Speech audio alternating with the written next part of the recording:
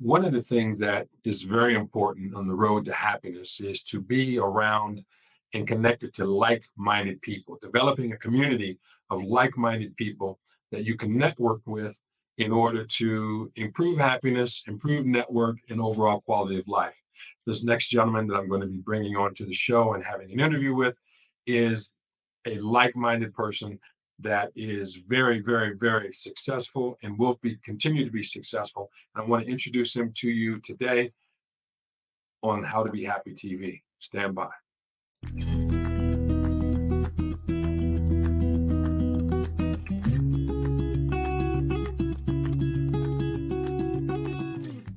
Zack Workala. Zack, how are you, my friend? I'm doing wonderful, Todd. How are you doing? Good. Folks, Zack Good. is the founder of a podcast called The Workala Show. He is a family man, a hard worker. He's a successful minded person. And I just wanted to bring him on to introduce you all to him because he's doing some great things. I also want to put on the screen here very quickly that his school account that you can join, school.com/boys to men, an outstanding group that I highly recommend that you all join. Tell us a little bit about your motivation for starting your school account. My motivation, man, when I lost my dad, I decided I had to do something about that. I had to step up and kind of fill the void, and I let it eat at me for coming up on 8 years now. So I finally saw the ad for school and realized that platform was exactly where I wanted to go, and that the whole structure of it was perfect for the message I wanted to get out there. And so I just took the leap, and now I'm pushing forward every day with it. So, do you mind if we talk about that? You mentioned your dad. Do you mind if we talk about that, or is that off limits for you right now? No, perfectly comfortable talking about it yet. Okay. Now you said that you lost your dad about 8 years ago. And this was the impetus for creating the Workalist show. What went through your mind, or what emotions did you have to overcome? Because were you angry? Did you feel guilty? What went through your mind at that particular point in time, and how old were you? Yeah, the best part, the best spot to start would probably be, I believe I was around 7 years old, and I remember hearing him threatening that he was gonna, take care of himself, is the term that he used. And so from a very young age, I was mentally preparing for that outcome, and I did know that that was how it was going to end for him if something didn't change dramatically. So when I was 18 is when it finally happened. I believe I've suppressed so much of it. I don't remember any of the dates. I don't recall anything other than a feeling of losing all the emotion inside of me, all the love and all the warmth just left me, and I went completely cold after I lost him. Yeah. And spent about 2 weeks staring at the floor, drooling on myself, and not sure where I was going.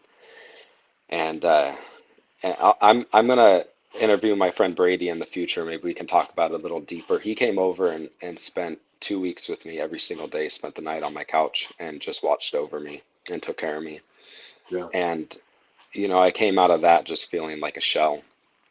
And so it took me a few years to come back around and realize that this isn't only negative. There's a positive aspect to come out of it. And so I started working on myself and working on self improvement and learning and studying and trying to help people where I could. And I realized that all the fulfillment that I had in my life, all of the things that made me feel just incredibly good and happy, came from pursuing that, from helping people and sharing my story and getting it out there. And that was, I'd have to say, the main thing that pushed me to actually pull the trigger and get this thing done. Yeah. Okay. So your show, the Workalist show, focuses on self-improvement and excellence in life. And hmm so this story that you had, this event that you've gone through, is the impetus behind your show. What do you intend to um, to happen? I mean, how can people benefit from your experience, do you think? The main thing for me is I'm hoping that people can see some correlations in their life with my life and understand that if they are in a really dark place, that they don't have to stay there, and that they can reach out and they can get help, and they can improve themselves and learn how to cope with things and have a community structure of support to stand behind and lean on when they need it. Okay.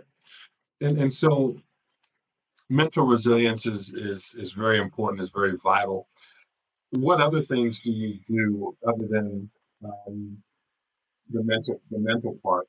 What are some of the things that you do to kind of help you enhance your well-being, having gone through this experience? Mostly just the simple things, pursuing my passions. Whenever I get a wild hair, I like to learn a new hobby or learn a new skill. That's on about a 3 to 6 month cycle. Okay. So the last one I went through was computer building. Like you'll see here behind me, I've got the last one I built right there. Uh, and then I'm always gardening. I like to go out in the garden and barefoot and just dig in the soil and be with the plants and just be peaceful and not have my phone with me, not have any distractions. Okay. Uh, let's talk about your family. How did you help your family cope, or did they help you through your coping mechanisms? Uh, we all helped each other and we all handled it in a different way. It was unique for me because my dad, when I was younger, he took me everywhere with him. We did everything together. He taught me everything that he knew. And I mean, a good example is he took me fishing when I was about 2 months old starting, and he would carry me around in my car seat and set me by the river. And and that whole theme continued until I was about 15, Uh-huh. and he decided to go and drive trucks, so we started drifting apart in that way. Okay. Um, but I was the closest to my dad, and so when it happened, everybody was kind of looking toward me to Yeah. see how I was going to respond. And then the other extreme of that was my little sister didn't cry about it for months. It was Yeah. like she didn't even process that it had happened, Mhm. you know. And Yeah. yeah, we helped each other as best we could, but it was a massive. We're still fighting to get the family back together after having that Yeah. loss. Yeah. Yeah. I can imagine that. I Yeah. can definitely imagine that. Um, I'm sorry you went through that, man. I mean, I'm very sorry that you went through that. And I know that from what I know of you and the conversation that we've had, I know that you're a very deep thinker and you're a very thoughtful person. Um, how has what do you do now um, in sustaining your own family, having gone through that experience? Is there what are some of the things that you can take, the positives that you mentioned that you could take away from this that you now implement with your own family? Uh, the first thing that comes to my mind is just Mm. being present, being here, giving time to them and paying attention to them and helping them learn and grow. Especially my 2-year-old daughter right now, she's just learning all of her colors and how to count and all of that stuff, and I'm really trying to foster that. And I'm seeing a lot of success with that when I take her places and she'll bring out a color and you tell people what it is, and Yeah, it's very fulfilling for me to be able to see that and experience that. yeah. That's awesome. I talk about being present, talking about being happy. One of the keys to happiness is being present. I know what being present means to me. What does being present mean to you? And how do you, are there certain tools that you use to kind of bring yourself back to the present? Yeah, being present to me is just living in the moment and being mentally available for those that are directly in your surroundings. A big one for me is just not having my phone with me, or if I do, just putting it face down and not looking at it. Uh-huh. Um, asking whoever you're talking to more questions than you are telling them things about yourself has been a really good one that I've implemented to dig a little bit deeper on who they are and what they're really interested in, what their wants and needs are. Right. Um, and the last one is just clearing your mind, controlling your thoughts, and trying to trying to respond to what they're saying and not trying to put your own, tangent on it. It's Mhm. very difficult for me to do, but it's something I work on every single conversation I have. Okay. One of the things that you mentioned today when we were, and it was kind of interesting because I didn't think about it until early this morning about the time change that took place Yeah, in the yeah. U.S. Versus where I am in Colombia. And Mhm. so, we had scheduled this to be at 10 o'clock your time. Um, but you mentioned something when I reached out to you, and I guess it was oh dark 30 where you are. Your morning routine, you have an interesting morning routine. Tell me what happens like the first hour when you wake up. What are you doing? The one you're referring to, I think, is not looking at my phone. Um, what the first thing I do when I wake up is I have my phone about 15 feet away, and I have a spiral staircase that has a ledge on it, and I plug my phone in right there. There's a plug. So on my way down, I can grab my phone and just turn off my alarm and bring it down with me, but I don't look at it. I just put it in my office, and I go straight into the shower, take a shower, and finish that cold, and then I go into the rest of my routine. But yeah, I don't look at my phone if I can help it. Okay. So what is your routine? I know a lot of people talk about morning routines, like black coffee Mhm. or Mike Tyson push-ups or whatever. What is your do you have a special routine? My routine is always developing. The important thing to me is that I am doing a routine. So at the moment, what I do is I lay out my pajamas. I like to have comfortable clothes for the morning, the first hour or two while Uh-huh. I'm going through my routine. So I go straight in the shower, nice warm shower until the end, and I finish it cold, and that wakes me up, gets me ready to go to the next thing. And then I go and I read. Right now, I'm reading this book right here. It's probably one of the best books I've ever read. I've read How to Win Friends and Influence People, which came before this one, and it Uh-huh. has been my favorite book. So reading is a very big part of it.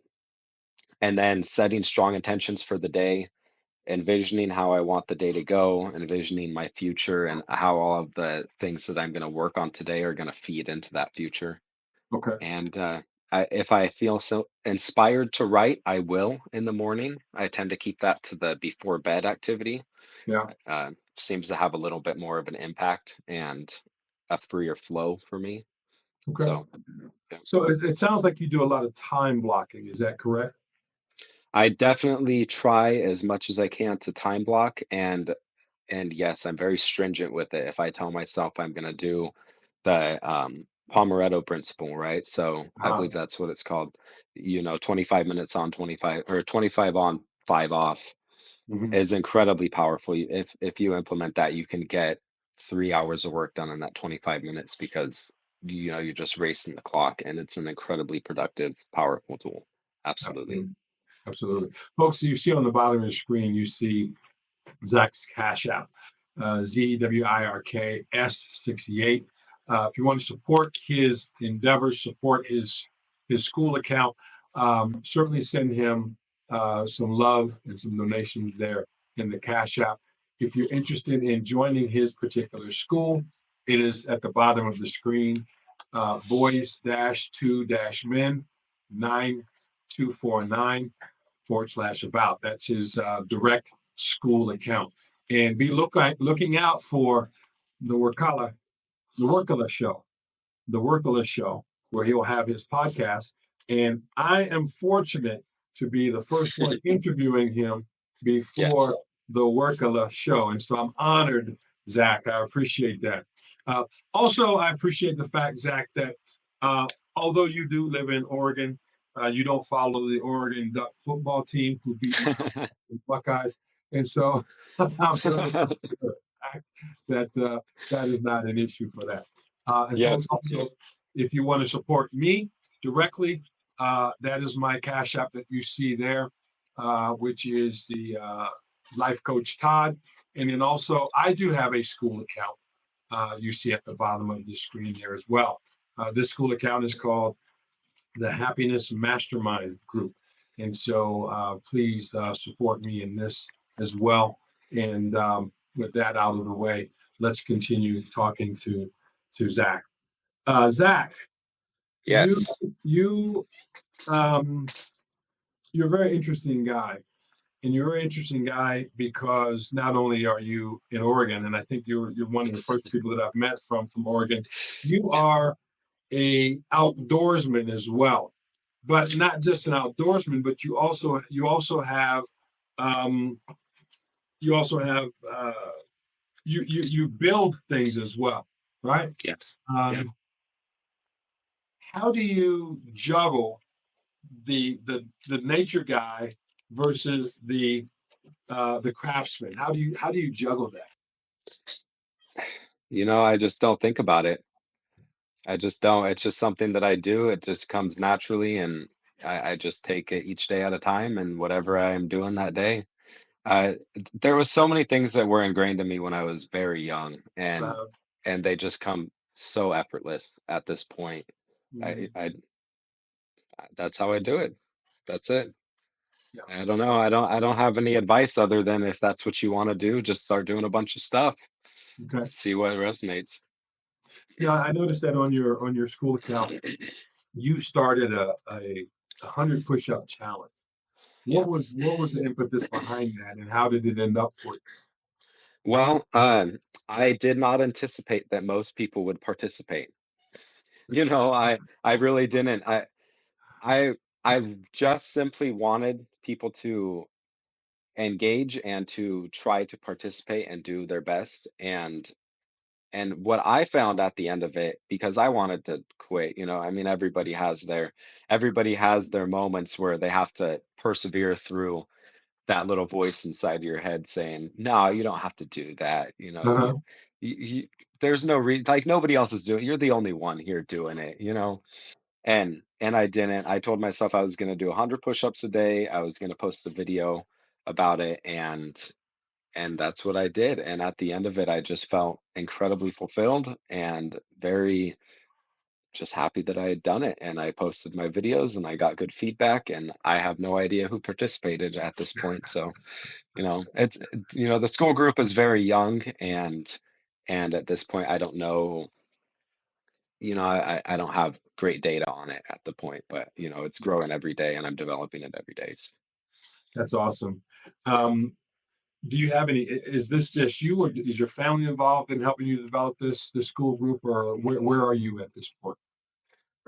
It is me, and I have my best friend is also an admin on the page, so he just helps kind of look over everything and make sure there's nothing crazy going on. And Yeah. then I've got another friend in there who does my analytics for me and watches my numbers. Okay, that's good. What is your goal with the school group? My goal is to this year I want to change 1,000 men's lives. And when I say that, I mean in a very impactful way. I want to whatever it is for them, whether they're having an issue with happiness or fulfillment or depression, I just want to help give them some actionable steps and processes that they can implement in their daily lives, habits to overcome that. Mhm. um, One of the most powerful things that, like I said, in this book I'm reading here, chapter one is about living in day tight containers, right, is what it's called, or day tight compartments. So what Uh-huh. that means is not looking back on yesterday with regret and not looking forward to tomorrow with worry. Yeah. It's just living in today, doing your best, the best that you can today, and you're going to pick it up again tomorrow, and you're going to do that again. And over time, the compounding effect is, Yeah. it's limitless. One of the things that I talk about is when dealing with clients in my coaching program is what are you going to do the next 24 hours, right?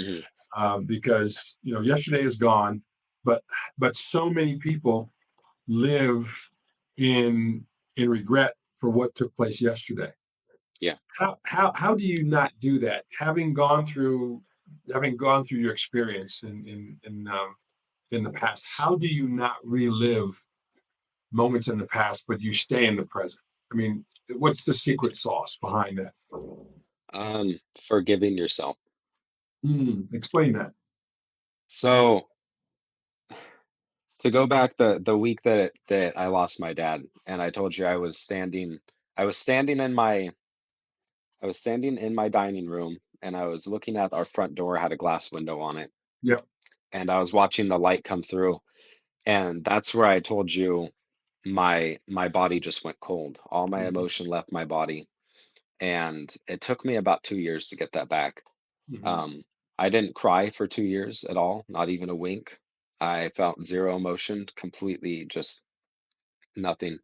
And and through that process, I learned that you need to forgive yourself because one of the things that he told me shortly before he did what he did was that his body was breaking down and that he was severely depressed and he would need $40,000 of surgery in order to fix it. Mhm. And that was the story he was telling himself, that in order to be happy he had to get his shoulders fixed. You know, he did construction his whole life. He built Mhm. houses and Mhm. did concrete. So his rotator cuffs were gone. They were causing him a lot of pain. And so for a long time, I held that against myself that I wasn't in a financial position that I could Mhm. afford the surgery. Mhm. And I was young at the time. And it took me, it took me quite some time to get past that and realize that it is not my fault. Yep. And I can't do anything about it. Yep. So yeah, the big one is if you can't do anything about it, just it has no space. There's no space in your mind for that thought. Just Yep. it's going to play out. And if you need to give it space, then you need to sit down and you need to get that out of your mind by writing it out and figuring out if there is something you can do, what is that thing? And if there isn't, then you just need to drop it. Yep. Yeah. And that is a common thing for alpha men, I believe, that we always want to fix something, Yeah. right? And if something takes place, we kind of blame ourselves and say, well, why wasn't I in a position to be able to fix that? And I had a similar experience of that. And just a couple of years ago, during the COVID, we lost my mother-in-law, and I kind of did that. I kind of thought to myself, would it have been different if I had been in a financial situation Mm, to help her be at a better clinic? And that's something that I carried with me for even to this day. That is something that kind of drives me yeah. to not to get to a position where people that I care about, people that I love, don't ever have to make a choice or decision because there are not enough resources to support the Yes. choice or decision. Yeah. And I still think that this is, well, I know for a fact that this is one of the things that still drives me. This is one of the things that I still hold because a lot of when people don't have resources, they don't have choices. Yeah. And the more resources you have, the more choices you have. Um, so I understand that you said that if there's something that you cannot do about it, you kind of let that go. Yeah. But given your alpha personality, isn't doesn't that still stick with you? And isn't that kind of one of the things that you want to do in terms of as a man supporting your family, kind of build legacy? Isn't that still part of it? Yeah, of course. I mean, the thing is, okay, if you can't control it, then you need to let it go. And if you can't let it go, you need to sort it out, like I said, right? You need to figure out why. But if Yeah, you can control it, you need to do the same thing and you need to figure out how to control it. right. You need to sit down with yourself, be honest, and and write it down. And there's strategies for that. There's practices that you can use in order to do that more effectively. And Yeah, then the most important thing is as soon as you get your answer, you need to act. You need to go and do something about it. Whether, I mean, it could be a phone call, it could it could be anything, yeah, and just being self-aware in that way of whether you can or can't do anything. And sometimes you don't think that you can, and you actually can, and you can have a dramatic, profound impact on it. But mhm. you have to be able to be self-aware enough to know where you're at with that problem. So, Yeah. what would you say to a person that has like a fear of success in that regard? um, get really busy and you won't have time to think about it. Yeah, Yeah. Yeah, and that's kind of I've been wanting to do this 8 years, Todd. I've been wanting to come on a podcast and this range of things I've been wanting to do for 8 years, and I've had a lot of fear around that and a lot of self doubt and imposter syndrome and all of that type of thing. But 2 weeks ago, I decided to take the leap and start up the school thing, and then here I am doing the first podcast 2 weeks later. That wasn't my intention. My Yeah, intention was to start the school and see where it went. So yeah. I just started and I got really busy. Well, I mean, when that's when we met. I mean, we met 2 weeks ago, right? And I Yeah. think the first day that we met, we were like on a Zoom call, like within the next couple hours. Yep. Yeah, we were. It happens immediately. It really seems to. It's crazy. Yeah. But yeah, I'm thrilled that we met, man. I've been looking for good people in my life, and it's tough out here in Oregon to find those Well, I those mean, part of when I talk about money, MONEY, the N stands Mhm. for network to Yeah. network, right? And so the idea is that you know there's always room at the top, but you don't see successful people be successful by themselves. They have to have like-minded community around them. Mhm. And research shows that one of the things that help people to enhance their happiness and also to enhance their longevity is having a community around them. And, Yeah. and this is kind of interesting about school. School is the idea of building community. And even though that there are a lot of communities on the platform, each one is unique. And I think that uh, the story that you have and knowing who you are and the type of man that you are, you're going to be able to help a lot of men who maybe have had some fear to kind of go deep into those dark personal places. Um, because I mean, what you what you went through is a deep personal place, and so by you availing your community to those men, I think that you're going to be extremely successful in doing that. And I Well, think thank that you. this is something that as men we really need. Are you also catering to women, or is this primarily a place for men? Eventually I would like to open it up to all individuals. Currently I'm working on a very well laid out curriculum for my community so that I can help people. Like I said, I don't know if I talked to you about this, but I really believe that excellence is the only path to fulfillment, right? Yeah, Pursuing yeah, your excellence. yeah, And so I want to build a curriculum around helping people pursue it and find out what their passion is and yeah, really get a purpose for life instead of just uh just working to pay the bills, and yeah. stressing about where the next dollar is coming from always, and that being the only goalpost that they're setting. It's absolutely miserable to do that, and I'm hoping that I can help people away from that. Yeah, and I think that what you're doing is it's scientifically backed because we know that when people are aligned with their values, that they enhance their lives and they're actually happier, right? And it Mhm. doesn't matter if they're making the amount of money doesn't matter what they're making. What matters is that they're living their purpose, that they're living their values, and I think that you're Yes. spot on with that. The idea is that a lot of people chase pieces of paper, um, and we know that it's not the pieces of paper that add value. It's you and I as the living being that adds value to people's lives. Mhm. And so I think you're spot on with what you're doing. I'd be interested to look at your curriculum and if there's anything I can do to kind of help with that or after take a look at it, I'm open to it if you would allow me to do that. You know. Yeah, of course, absolutely. I need people to get feedback from before I put it out to the masses. Yeah. Definitely. 'Cause, I'm a reformed. Of course, yeah, of course. And so I don't know, we go into too deep on the topic of what you taught? I don't No, no, no, no. the beginning. We didn't go into that. No, I mean we can do that now if you'd like. I mean, give you cut your teeth on your podcast skills. But I wanted to bring you on. So I wanted to talk about you as well because Okay. Zach. I mean, I'm I'm very honored to know you, right? And I know that Thank you're you. going to be successful. And I appreciate the fact that you were open enough for us to connect.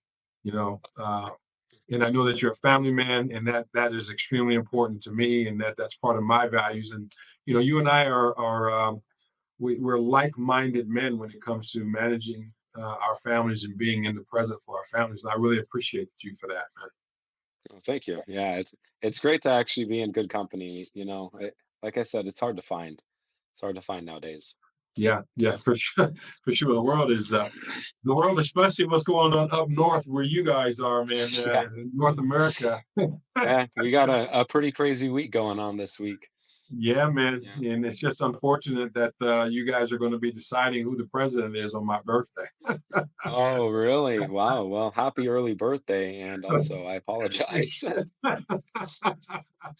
Yeah, I gotta, I Oh gotta, I man. gotta get some popcorn. Yeah, you'll have a lot of stuff to watch, I'm sure. Man, It's gonna be, jeez. Yeah, that'll be yeah, an entertaining birthday. yeah, it's gonna be interesting. It's gonna be unforgettable. That's absolutely true. Yeah, I'm just hoping it can go smoothly and nobody gets hurt, like it's unfortunate that it's had to go that way in the past. Yeah, politics. It's Yeah. Yeah. It's the all Wild about West power. out there. All about power, right? You Yeah. know, Yeah. and Yeah. unfortunately, regular people, are the ones that suffer. What is it? I think there's something that says that when elephants fight on the Serengeti, the animals kind of just sit back and watch. They don't get involved. You know, Oh yeah. They don't want to get trampled. don't want to get trampled. Yeah. Yep. So Absolutely. so Very let's cool. you work on your podcast skills. I was doing all the talking. Now I'll listen to the questions. So go ahead. Go ahead, Zach. Okay. Yeah, so tell me about your professional career as a professor. We didn't talk about what you taught, and then you wrote some books and all those type of things. So yeah, Yeah. how long Yeah. did you teach? It's interesting. My dad was the first one that got me involved in uh, in teaching. God rest his soul. He when he would get tickets to go to the Ohio State University football game, he would leave the house at about 8 o'clock a.m. to drive down to the Ohio State University campus, and he was teaching at the local university. He was teaching a business math class that had a class at 8 a.m. So he called me up one day and said, "Hey, uh, what are you doing Saturday morning?" And so, I'm thinking, "Hey, I get to go to, I'm going to go to a football game with my dad." He's like, "I want you to teach my 8 o'clock class. Oh no. Come on by the house and get get the book, get the materials, and prep so that you can teach my 8 o'clock class because I'm going to see Ohio State University play." So Oh wow. So he just threw you to the wolves and yeah, went and watched football, huh? yeah. Yeah. This was in '99. This was '99 going into 2000 that Okay.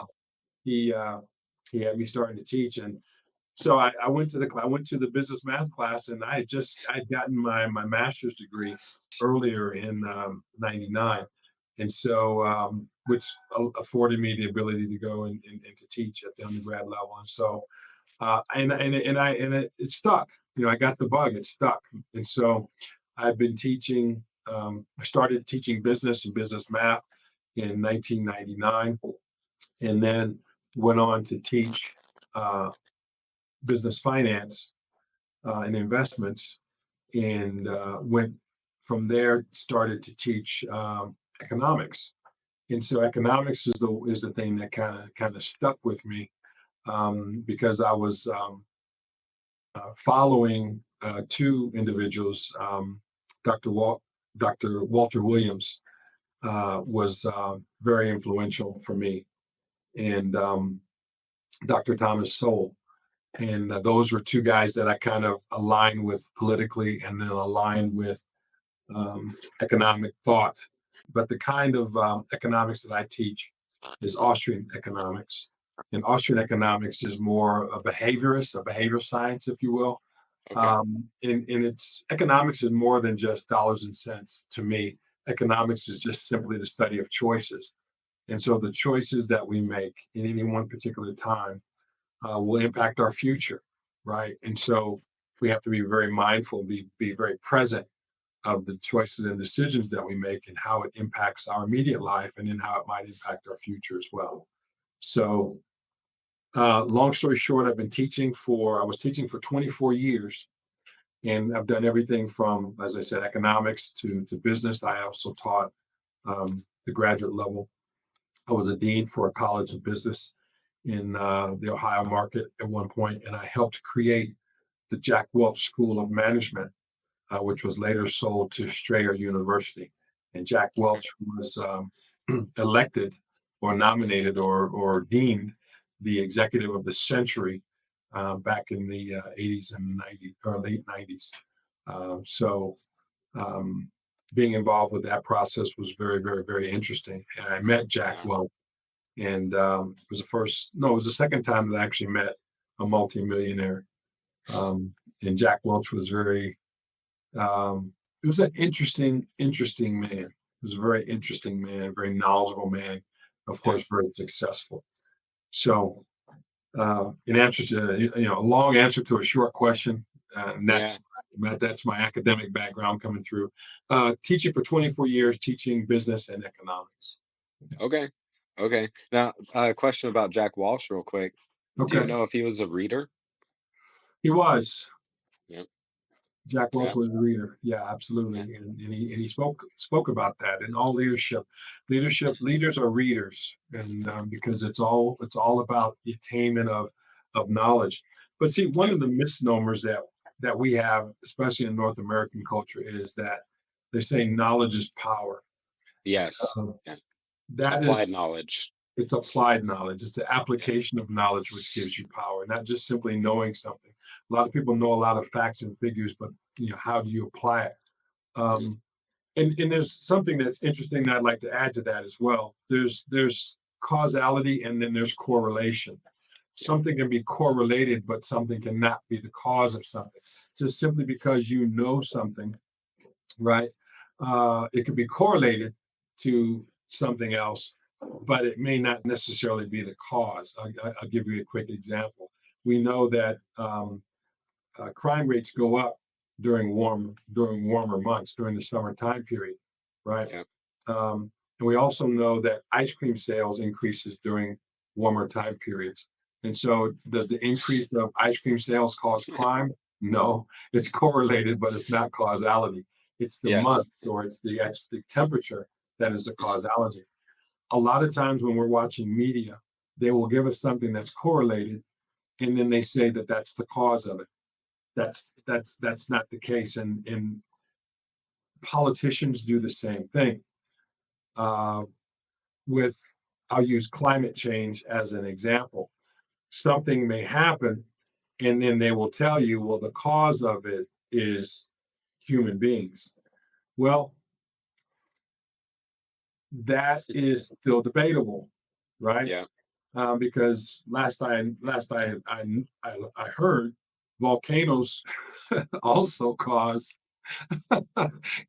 change in climate, and there's a lot more a lot more volume of change in atmosphere with volcanoes than there are with people. But whatever people believe, that's fine. I'm a libertarian in that regard. But understanding that causality and correlation are not the same thing is important to be able to make valid and verifiable choices and decisions in your individual life. Yeah. Yeah. Assessing the facts, right? Yeah. Assessing the facts. But we also have to know that people assess facts with bias. And, Yes. and, Yep. and we also know that not only do people have bias, but um, people don't have reliable memories either. Hmm. Hmm. Um, I can tell you something about my childhood, and then my mother can tell you something totally different. Well, who's to be believed? Right. Yeah, of course, it's completely like you said, we all have biases. So, and of course, over time, you tell yourself the story over and over again, and it storybooks into something totally different. Well, You yeah. know? I mean, people told themselves, for thousands of years that the earth was flat. and, Yeah. and it doesn't mean that that argument still doesn't exist. Hmm. Oh, it's out there. It's still a thing. Yeah, Yeah. absolutely. So, next question for you is, you were talking about this happyosity or Yeah. happyosity coaching. Can you tell me a little bit about that? What got you started? Yeah, Happyosity is the coaching program that I created, and I created the word happyosity, much like the word Google, right? So I wanted to create a brand that is uniquely mine, and a brand that has never been thought of before. And so that's how I came up with the idea of happyosity. Although it is a personal development program, and there are a lot of them, the difference between what I do and what other successful personal development coaches do is that I bring receipts. I use my academic background to bring receipts. And Yeah. Zach, what do I mean by that? I use articles and I use science to kind of support the tools and the methodology that I use for helping people to enhance their lives and well-being with the idea of becoming happy. Mhm. Um, there are a lot of motivators. Oh, what do we talk about when we're just talking to ourselves? Jeez. Read this book. Go read this book. This book's gonna change your life. I also have this book over here. Okay, this book. This is a picture of the author. Okay, How to Win Friends, Influence People. It's backwards. This came before this, so read them in order and apply everything that you see inside of them, and it will absolutely restructure your life for the better. Uh, I really can't say enough about it. It's incredible the power inside of these. I've gone back and I've read How to Win Friends and Influence People. This is going to be my fourth run. I've listened to it on audiobook. I've read the book, and then How to Stop Worrying and Start Living is. I thought, I thought that, I thought that this book was good. This book makes it look like an ant. It's insane. So if you want to change your life, you want to start pursuing what you want to do, you want to stop worrying. Let me talk about worry, okay? I was so stressed every day because I wasn't doing the thing that I thought I should be doing while I was doing the thing that I needed to be doing. So let me say that again. I I I was so stressed about doing the thing that I was doing that I needed to be doing because I thought that I needed to be doing something else, right? That's a different way to say it. So constantly battling myself thinking that I was doing the wrong thing in every activity that I did. And I mean every activity. So I would just be miserable going through my task, right? And every single time I would think I should be doing something else. This isn't the thing to move the ball. This isn't the right move. And talk about the unhappiness, you know. So I started reading this book, and chapter one immediately changed my life. And chapter two, three, four, I'm on chapter six now, and it's crazy. I can't believe I let this book sit on the shelf for, I've had this book almost 4 years, just sat on the shelf collecting dust. That's so sad to me that I could have gotten into it earlier. But all right, sorry, I've been rambling. No, man, you did a good job, man. That's awesome. And when you're talking about that, when you're talking about worrying, right? Yeah. And worrying about whether or not you're doing the right thing. A lot of people do that, especially business people that are Hmm. people that are starting their businesses. They have a sharp axe and they're hitting all over the tree, right? And Yeah, so next yeah, thing you yeah, know, they're like, well, this isn't working, so they go to something else. But when you're consistently with your sharpened axe hitting the same exact spot on the tree, yeah, you'll get to where you want to be. You'll get the result that you want, but you have to. It's time on task. So, yeah. I'm glad you shared that, man. You did a good job, man. Thank you. With this impromptu piece, man. That's all right. I had to pull something up. The other thing that's been incredibly interesting to study is the subconscious, which I'm sure you have a lot of context on, Yeah, uh, preparing your mind the night before for the day ahead and setting that up and planning for it and envisioning it and letting your mind work on that overnight to yeah, solve those problems for you subconsciously is your subconscious is so much more powerful. It's so much more powerful. And it's also, you can train it. You can train it to work on what you need and do what you need. And it's just, I really want to go deep into that in my curriculum, That's Yeah, something that I really want to dive in. Yeah, absolutely. And it's you know, your subconscious can also create your conscious reality, right? absolutely. Because what you tell yourself, your self talk is very important. It's Yes. extremely important. Yeah. You know, I was at a soccer game yesterday, and soccer games here in South America are emotional and animated. I've seen some. My stepdad's Honduran. Okay, and so this was a semifinal game, Okay. and there was a U14 game, and there was a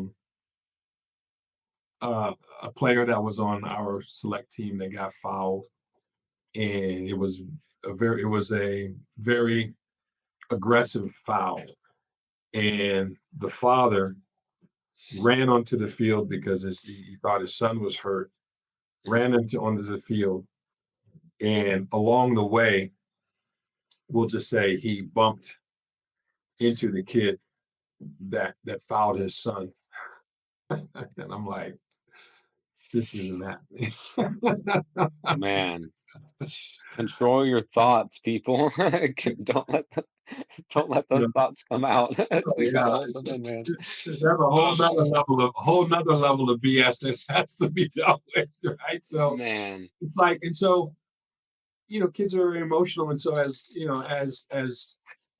we have to figure out how to help these kids control themselves and control their Mhm. emotions. But when they have adults who are not being good examples, but you ask yourself, what what are these people saying to themselves, right? Mhm. There has to be some kind of conversation that goes on in a person's mind before they react. Mhm. And if we can't control that, then what does the future look like for our countries? What does the future look like for our communities? So I think you're spot on with that, Zach. I think you're spot on with that for sure. Yeah. Well, you I'll add one thing. I'm a very empathic person, and Uh-huh. I think that I was trained in that inadvertently by my dad because he was a very bipolar person. Okay. So so I would be able to feel the it's hard to explain if you've never felt it, but I would be able to feel the pressure in the room change when his Mhm. other when his bipolar disorder kicked in. I'd Yeah. feel the pressure and the temperature and I would get goosebumps and very powerful, right? Yeah. And so that's been with me my whole life. And so when I meet these people who are deeply unhappy and deeply unsatisfied, I can feel this just sadness and darkness and it drains me like you wouldn't believe. It pulls energy right out of me. Yeah. And but I can see it and I can feel it. And it unfortunately it's difficult for me to help those people in those moments because of the energy drain, Yeah. you know. But I mean, yeah, there's some darkness out there. There's some darkness Yeah. for For sure. sure. For sure. Wow. Yeah, and I just want to say to the people that anytime that my wife calls or anytime that my mom calls, whatever it is I'm doing, I stop. Right. Yeah. Because when my mom calls, I don't want a whooping, and when my wife calls, there are other benefits that are associated with being a good husband. Yeah. Yeah. Happy wife, happy life, right? Gotta Well, uphold that one. I would say happy husband, happy life. Right. Yeah. Yeah. Yeah. It's a two-way road, right? Yeah. No, there's nothing called 50-50. It's 100-100 for sure. Yeah. Yeah. Yeah, absolutely. Yeah, a good. I had my friend came to me the other day, and he just moved in with his girlfriend. He says I'm really stressed about cleaning the house. Because I work more hours than she does, and I don't want her to be the only one cleaning, and then she'll be the one cooking. I just don't want that. And I said, okay, well, why don't you try just every day or every other day when you want to clean, just clean together for a half hour, right? Put on some music, clean together, see how that goes. Man, he did that and he came back to me last week and he said, "We have zero problems around it. It's awesome. We love cleaning the house together now." You That's know. awesome. So just yeah, and sharing responsibilities. Sharing responsibilities is huge, especially with kids. Yeah, and you know what? That's a good idea. But I'm of the school, and I I'm of the You're, school. Well, I you're gotta hire somebody to clean. yeah. Right? Well, yeah, I like that idea. And the 4-hour work week talks about that Yeah, intensely, as he uses the example of a landscaper. But yeah, yeah. absolutely, yeah. Yeah. Because there's a book that's called Buy Back Your Time as well, and it's a Mhm. book that you highly recommend for you to get. Um, Yeah. this I can't remember the author at this particular point in time that it comes to me, but he said, what you spend your money on things that allow you to enhance your time, right? Because one of the things that is very important is that we manage our time. I don't believe in time management. I believe in Mhm. activity management because we can't Yeah. manage time. The time is going to go whatever it is that we do. But I Yeah. think it's important, especially if we have families, that we be experiential. And like you said, being present, but be experiential, that we create experiences. And my wife does an exceptional job of taking care of me and taking care of the house. And I want to be at the point where if she wants to clean, she does because she likes to, but not because Yeah. she feels that it's obligation. But I want to Yeah. give her the opportunity that, hey, if we have someone that comes in and cleans the house and then we're off doing something else or being Mhm. creative, doing something within the community or what have you, then we can create those experiences because those are the things that people remember, Yeah. the experiences. And so with what you said though, this guy and his significant other are creating that experience. And so I look at it more Yes. along those lines. Yeah. Yeah. Mhm. Yeah. And to add to what you said, our issue is, of course, cleaning, I think, would be one of the first things. If we could hire somebody, we would just, for all the obvious reasons. I don't think I need to go into that. But we both love to cook, right? We both been Okay. cooking our whole lives. We love to cook. But I told her, I said, once we can afford it, I'd like to hire a chef. Yeah. And and the reason is time, right? Yeah. It would just save us a lot of time. And she fought me back on it a lot for a while. But a couple months ago, she came to me and she said, I think I'm ready for that chef now. I think I'm ready. Just because we can still cook when we want, but we Yeah. don't have to stress about having dinner and spending 2 hours through the whole process doing the whole thing every day. It's a Yeah. huge time sink, and if you're able to cut that time loss out of your life, then I think it's important that you do, you Absolutely. know, especially if you can maintain at or better quality of life in the process. Absolutely. Well, Zach, I'm gonna say this that I want us to do this again. I want us Yeah. to be able to do this on a regular basis where we can just sit and chop it up and have these Mhm. conversations. And I really appreciate the fact that you allowed me to share your first podcast experience. Yeah. Um, and It's then, been and an when I honor, talk to Todd. you about this, I'm going to see how I can help you um, with creating the show since you're very comfortable. Mhm. As I said, I like this particular platform. So StreamYard platform is very easy to Mhm. manage and manipulate.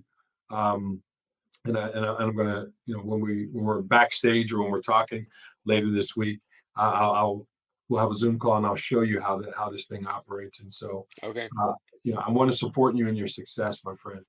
I Um, appreciate that. I'll yeah. I'll I'll take you up on that, definitely. So what I'm going to do at this point is I'm going to remove myself from the stage and I'm going to give you the last words that you could talk directly to our audience. And then when you're Okay. done, I'll come back in and we'll finish up. Okay. So All the right. floor is yours. All right. All right, everyone. Here we are. Now, what I'd like to end with is, if you are struggling in life, if you have no idea where you're going, if you're deeply unhappy, if you're contemplating suicide, if you just have no direction. I was speaking to someone yesterday and we asked them, what do you want to do with your life? And she said, I have no idea. If you're one of those people, then please come join my community. This particular community is men only right now. I will be eventually opening it up so that women can come in. I don't want to exclude you. I just am more comfortable and have a stronger desire to help men at this point because of my past experiences. So please, if that's interesting to you, come check out the page, come check out the school platform. uh, come be a part of the conversation. Come talk to us. No one's going to judge you over there, and it's a good time. We're having good conversations, working on important stuff, And of course, I'm implementing things like out of this book, out of the other books, my life lessons, um, and I'm just trying to have fun, just trying to have a good time with it and find my fulfillment. So, also, thank you, Todd, very much. This was a great honor, and you did an excellent job. I'm happy that this was the first one. Absolutely. Zach, I appreciate that, man. Thank you so much. And this is Yeah. gonna be one of many, man, because Yeah. like you're my brother from another mother, man. Absolutely. I appreciate you, man. So, Yeah. folks, that's all we have for you today here at How to Be Happy TV, and I appreciate the fact that you have joined and you've watched this particular show. I encourage you to support Zach in what he's doing. You saw the link to his school account scrolled along the bottom. He's coming out with the we're Kala show, Yeah. and Work show. Yeah. yeah, I'm sorry, say that one more Sorry. Workala show. Yeah, it's a weird time. name. It's yeah, I didn't pick Workala it. show. I'm sorry, Zach, I butchered it. So just blame that on my tongue, not my heart. Okay, so, No, no, you're good. so Oh man. the Workala show, and this is what men need, right? We need to have Mhm. safe places where we can have deep conversations, and it's important. And as you said, you're not excluding uh, the finer sex at this particular point in time. You're most comfortable with helping the men in their solutions. Folks, I Yeah. also want to encourage you to join my school account. There it is at the bottom, and this is the happiness mastermind group. And so the idea behind, although that Zach and I are of similar ilk, you can actually be in part of both communities because we do work closely together. And the idea is to enhance men's lives, enhance everyone's happiness, and so to build a better world. And so, folks, I just want to encourage you to support Zach and to support me if you can. And by all means, remember this: we are what we continually do. Excellence, then, is not an act, but a habit. Until next time, you're watching How to Be Happy TV. Take care.